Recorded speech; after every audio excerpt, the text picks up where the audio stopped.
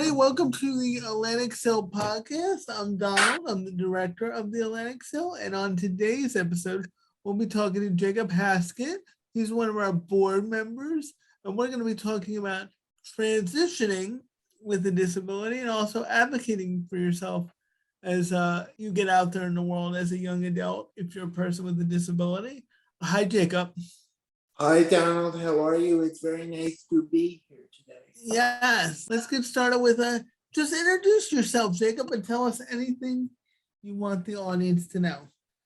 Hello, everyone. My name is Jacob Hackett. I'm 23 years old. I'm from Atlantic, New Jersey. I have been a strong advocate over the last few months about transportation needs for people with disabilities. Many of us use New Jersey Transit Access Link, and we are not given the correct, but it's not the best service for people with disabilities. There needs to be change. I'm proud to be in charge of an accessibility event next Monday, May 23rd at 7 p.m. at the Atlantic United Methodist Church.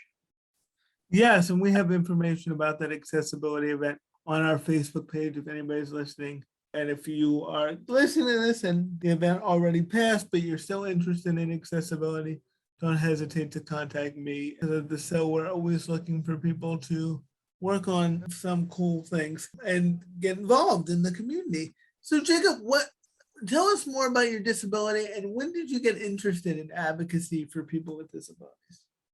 Well, Donald, I was born with spastic quadriplegic cerebral palsy at 27 weeks gestation. And so how did I get interested in advocacy? When I was a freshman in high school, I had an aide by the name of Albert Becker. He said to me, look, you better start advocating for yourself, because your parents are not going to be around forever. I agreed with him, and I've looked into it. I thought about it. Do I really want to do this? And I'm glad I'm doing it because they're and Donald will agree with me, I'm sure, but there needs to be more advocates. Yes, and there needs to be what you said about it's important for people with all disabilities, all people, but especially people with disabilities, to realize that if you are lucky enough to have a supportive family and a good family like I am, and you are, Jacob, that even if you have that support system, that support system, unfortunately, is not always going to be around and it's not going to be around forever. So you have to learn to take control of your own life and speak up for yourself. Where did you go to high school, Jacob? I went to the Atlantic County Institute of Technology from September 2013 to June 2017. I graduated with a degree in hospitality. After that, I completed work-based learning instruction at Atlantic County Special Services. Awesome. What are you doing now? So you graduated. What have you been up to since graduation besides being on the board at the center? Well, in addition to being on the board at the center, I'm a strong advocate for person-centered planning. Person-centered planning is a program all across this country where you basically develop a plan based on a person's life, their needs, their wants, and whatever they would like to experience going forward after they get out of school. Awesome. And is that so it's for people with disabilities? Yes, Donald. So the idea is to put the person in control of what they want to do. Exactly. Didn't you get trained on that concept? Didn't you go to something at Rutgers, was it? Am I correct?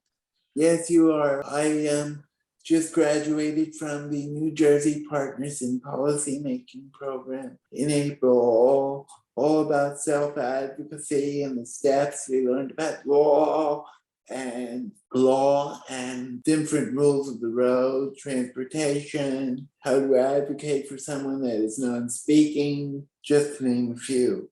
Yeah, so what tips would you give somebody with a disability who is just getting started? Maybe they're not sure how to begin advocating or how to begin speaking up for yourself. What tips would you give somebody kind of new to the advocacy world with a disability? Well, Donald, it's not easy. I'll tell you that. It takes a lot of work. You'll get told no, you'll get told you're wrong, but ultimately you're the one at the end of the day making the decision. That's a good point, Jacob. So it's important not to be discouraged, and it takes practice. It doesn't always go according to plan or go well the first couple times you do it. What about for transitioning? How would you, because you're very involved in the community, how would you suggest to a person with a disability, maybe they're just graduating or maybe they're in high school and looking for some other opportunities? How would you suggest that they get involved in the community or look for jobs or anything like that? Well, there are many different job agencies out there for people with disabilities if you need it. I mean, I've looked on Indeed, but look where your strengths are, Donald. Look where you want to be, because ultimately it's a job. It's not like school where the years change every year. You're in a job for the rest of your life. So ultimately you want to be happy where you're at. Right. And you want to make sure that it's a good fit for you. And that doesn't mean you can't try things. I mean, you don't have to stand. It just, you don't have to stay the first job for the rest of your life. And it's good to try things, but really finding out what fits for you or what works best for you. So tell me about Access Link. How long Access Links, for those of you that don't know, is the paratransit for people with disabilities. And I know you've had both good and bad experiences with Access Link and learning how to get yourself around. So can you talk about that? Sure, Donald. I've had very positive experiences, extremely nice drivers, always willing to help, take me where I have to go, very flexible. Majority of the time I'll get what I want and I ask for time. But yes, I've also had some very negative experiences, such as I am on the ADA committee for the Garden State Film Festival. And they had asked me if I would go up and look at the buildings and the structures and how they're ran. And I said, yes, I will. I'll book the trip on Access Link and I'll make sure I get there. So I go up. Well, no, I get on the bus with my mom and a friend of ours who's basically in charge of everything. And I tell them where I'm going. And we get all the way up to Hamilton. And I say, where are we? Why are we up in Hamilton? Well, what they failed to tell me was that in order to get to Asbury Park, I would have had to take 3 separate transfers just to get to where I was going. All right, can you explain to everybody what a transfer is, just so they understand? Yes, sure. Okay, friends, I live in Absecon. The Absecon was going to take me to Hamilton, which is northwest of here. Hamilton would have taken me to Hamilton, Mercer County. Mercer County would have taken me to Asbury Park. I wound up not going there because I would have missed my appointment altogether. Right. So you would have had to get off your Access Link bus and go to another Access Link bus. That's what a transfer is. So Donald, may I tell another story? Yeah, go ahead. Go ahead. Another story is this. On this past Saturday, I was going to the Hamilton Township Resource Fair and Carnival at the Hess School. I had called them last Tuesday requesting a trip to George Hess School, and they told me I couldn't go there on Access Link because it was 0.35 miles out of the radius, and I would have had to go to Atlantic County Special Services and drive over to Hess School by myself with my mom down the street. He said no, but luckily I was able to find alternate transportation with a private jitney driver who was very nice. Yeah, so that's one thing to know about Access Link. And if you're interested in applying for Access Link, the center can connect you to Access Link and help you apply.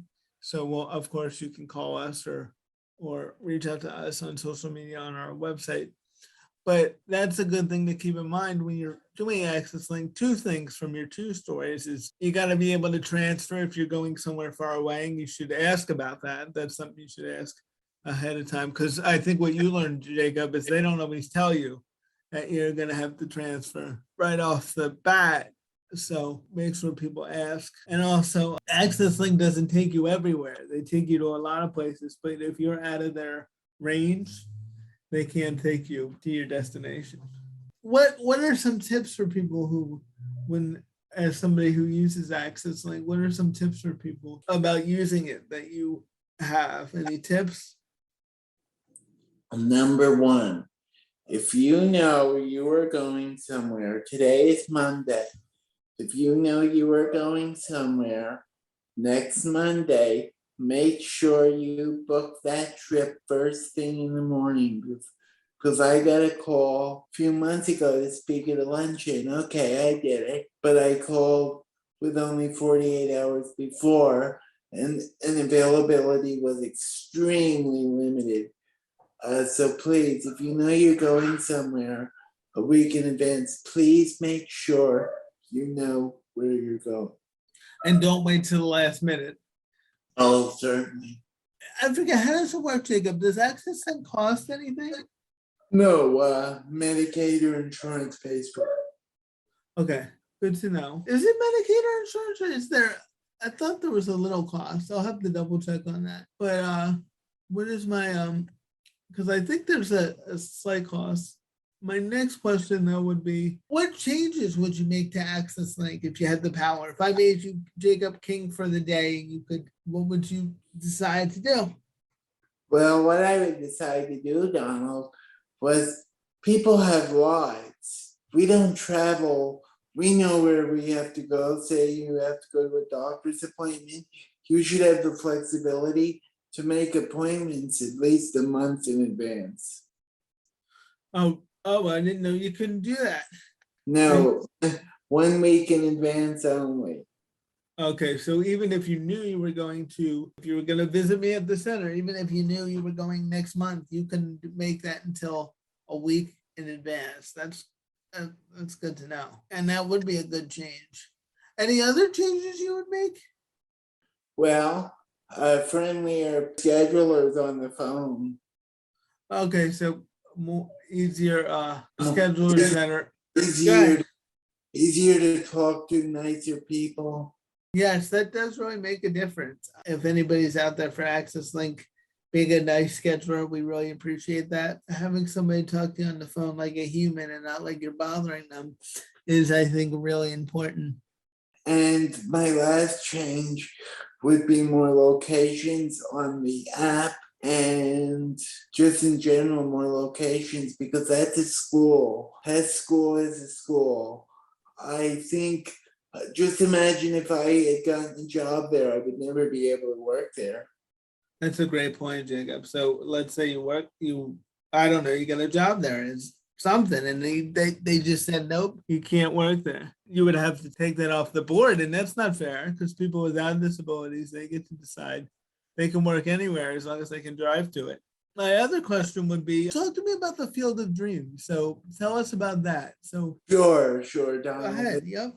The South Jersey Field of Dreams is a handicap accessible baseball league for children and adults, started by my family in August of 2003. My grandmother found an article in the Family Circle magazine, and she says, this is something you could do.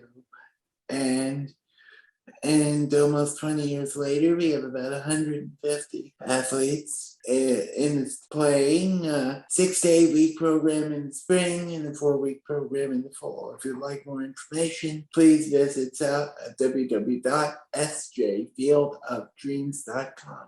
And the field is awesome. It's totally disability accessible, and it's like people with disabilities don't really get to see things when it's 100% accessible. And what's awesome is it's completely accessible for people with disabilities. So if you're interested, it's definitely something worth checking out. And do Field of Dreams, do they exist all across the country, or is this the only? Well, to my knowledge, there's one that just had their grand opening a few weeks ago, Toms River, New Jersey. They're scattered around the country. I think there's one out in the Midwest, one in Florida, one in Camden area. They're scattered about. Yeah, so your grandfather started the kind of South Jersey, Atlantic County chapter of the Field of Dreams. Correct. And were you the inspiration behind that, Yeah. Jacob? So should we all Yes. thank you? Yes, I was, Donald. You're like you're the spokesperson. How long has that Field of Dreams been open, by the way? 19 years. Wow. So it's pretty close to you, because you're 23. That's always interesting. Talk to us. So you're doing an event about accessibility, and like I said, by the time it comes out, the event will probably be over, because by the time this podcast comes out, it'll be later. But talk to me about not just transportation, but I know you've had situations where things haven't been accessible to you, and why you now have a passion about making things as accessible as possible for people with disabilities. Because, Donald, imagine if a wheelchair couldn't get up a ramp. Imagine if I couldn't go to somewhere as simple as a restaurant because the tables were too close together. Imagine if I was staying in a hotel and they say it's handicap accessible, but it really is. All these things people like me and you have to take into consideration each and every day. Yeah, I agree. And sometimes in the disability world, we've talked about on this podcast, it's like you're being penalized for being a person with a disability because you're just trying to use a hotel and it's not accessible. You know, it's a penalty that you have to deal with or find a way to get around. It's really frustrating. And I would also like to remind people that even though the Americans with Disabilities Act was passed in 1999, guaranteeing equal access for people with disabilities to places like hotels and schools and stuff like that. Just because it's a law, it doesn't mean everybody is following it. So, you know, it's important. Go ahead. Sorry, by the way, that was 1996. No, the ADA was passed in 1990. It was passed in 1990 because I remember because it was passed pretty close to my birthday. So the Americans with Disabilities Act was passed in 1990. So it's been about 32 years because I'm 32. And there's still a lot of work to be done. And I'm glad people like Jacob are out there fighting the good fight because it's important that people don't just assume because this law was passed that everything is done and there's no work left to be done. Exactly, Donald. So if somebody's interested in getting involved in accessibility, in advocacy, what should they do? What would you recommend? Well, I would be happy to help you. Please email me. That's Hackett, HACKETT, SJFOD, South Jersey Field of Dreams at gmail.com. I'm looking forward to hearing from you. Yes, and go ahead. If you would like to set up a Zoom meeting, a Google Meet, be my guest. I would be happy to help. Yeah, Jacob is awesome at connecting people. Jacob knows everybody. He's got like 3,876 friends on Facebook from my last count. So he's he's a very popular guy, and he's very good at connecting people, introducing the other people they should know. So if you're interested in that, please let him know. And he's got a real passion for it. And it can't just be Jacob and me alone. There's got to be more advocates and more advocates that have different types of disabilities. Because, you know, me and Jacob both have cerebral palsy, and we were both born on January 24th. Although Jacob is younger than me, he makes me feel old. But we both have cerebral palsy, but we're not blind or deaf or have any type of mental health disability or other type of physical disability. So we could go to a place and it can be completely accessible for us, but not accessible for a deaf or a blind person. So if you're interested in working with Jacob as he promotes accessibility, I would definitely reach out to him because he's great at it. Thank you, Donald. Friends, my event, if you would like to join us, Monday, May 23rd, that is next Monday. I know this will probably be published after the event is over. It'll be open to watch. Please watch Monday, May 23rd, 7 o'clock, Absecon United Methodist Church. That's 100 Pitney Road in Absecon, New Jersey. And I would say, even if this podcast comes out late, you're like, oh, I wanted to go to that, I missed it, and we promoted it in our social media, and it will be on our social media as well. I know, Jacob, this isn't going to be your only time doing it, that this is the first of many times doing this event. So, just because you miss it one time doesn't mean it's going to be over. I know you wanted to grow. Am I correct? Correct, Donald. And the Methodist Church has promised me, since I go to church there, that we will do one accessibility event a year. Oh, that's awesome. And that's something, and we'll close with that. It's just a great way to get, this is something Jacob's really good at too. He's not reinventing the wheel. He goes to a church, he wants to do an event, and instead of finding a place he's maybe never been to have an event, he uses his relationships at the church to have the event. So things like that, you don't have to reinvent the wheel. Like, people think, oh, do an event or participate in an event, that sounds like a lot of work, and it is, but it doesn't have to be that hard if you know how to use your resources and your connections. And Jacob is very good at that, and he can show you how to do that as well. Oh, Donald, speaking of my event, if people would like to watch that, please go on YouTube, youtube.com/Abseeking UMC, and Facebook is the same thing, facebook.com/Abseeking UMC. Awesome. So you're going to be live streaming. Yes, we will. I think that's so important, especially since after the pandemic, people have gotten used to having things virtually. I know I get frustrated when there's not a virtual option for people. I know you do too, Jacob, because it's really helped us be able to go to places.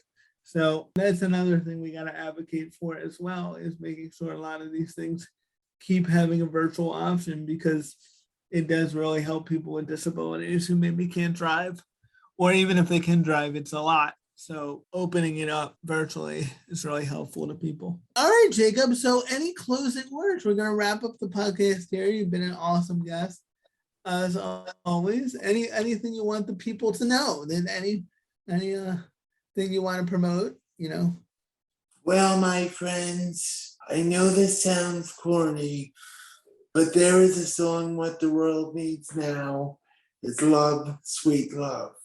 What the world needs now is more people to be, to notice, to look around and say, that's not accessible. How can I make sure that that's accessible for someone else that has a disability? Yeah, and I would also say that if you're thinking, well, I don't have a disability, this doesn't apply to me. If you live long enough, you will have a disability, or somebody you love will have a disability. So you have a vested interest in this fight, not only because it's the moral right thing to do, but because it is in your interest as well, because the more accessible the world is, the more it benefits everybody. So thank you, Jacob, for joining me for this podcast, and I will see you at your accessibility event. Thank you, Donald. All right, bye, Jacob. Bye.